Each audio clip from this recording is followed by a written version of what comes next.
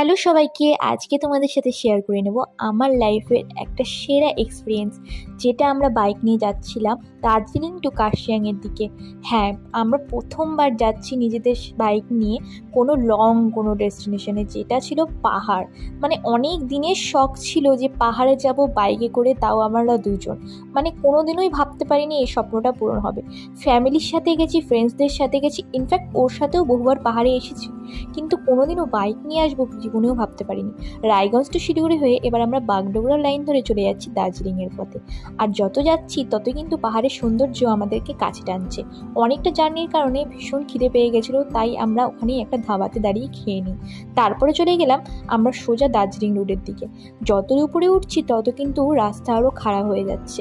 ওরও কিন্তু আমার সাথে এটা ফার্স্টই নিজের বাইক চালিয়ে পাহাড়ে আসা, কিন্তু ওই মশাইয়ের কোনো ভয় নেই, আমাকে বলছে চিন্তা করো না, আমি তো সাথে আছি। আর ওর এই কথাই কিন্তু আমি যথেষ্ট সাহস পাই। আর দেখো, এই যে যত উপরে যাচ্ছি আর ভিউ দেখো, চারিদিকের ভিউ যেন কাছে টানছে। মানে এত সৌন্দর্য পাহাড়ের চারিদিকে, আর এই রোদে আরও বেশি সেটাকে উপভোগ করতে পারছিলাম। যারা বাইক নিয়ে গেছো তারা কিন্তু অবশ্যই জানো যে পাহাড়ের সৌন্দর্য কীভাবে উপভোগ করা যায়। আর যত উপরে চলে আসছি তত কিন্তু কুয়াশা আমাদের কাছে চলে আসছে দেখো। আর যখন রুমে ঢুকি প্রায় আমাদের সন্ধ্যা হয়ে গেছিলো। রুম আগের থেকে বুক থাকায় কোনো রকম প্রবলেম হয়নি। তোমাদের কার কার রুমের ডেস্টিনেশন জানতে চাও আর কতটা আমাদের পড়েছে তা কিন্তু কমেন্ট বক্সে জানিও, আমি দিয়ে দেবো। আর দেখো, কালকে এখান থেকে দেখা যাবে কাঞ্চনজঙ্ঘা ভিউ। তোমরা যদি উপভোগ করতে চাও সেই ভিউটা, অবশ্যই কিন্তু আমার নেক্সট ভিডিওতে জয়েন করো। টাটা।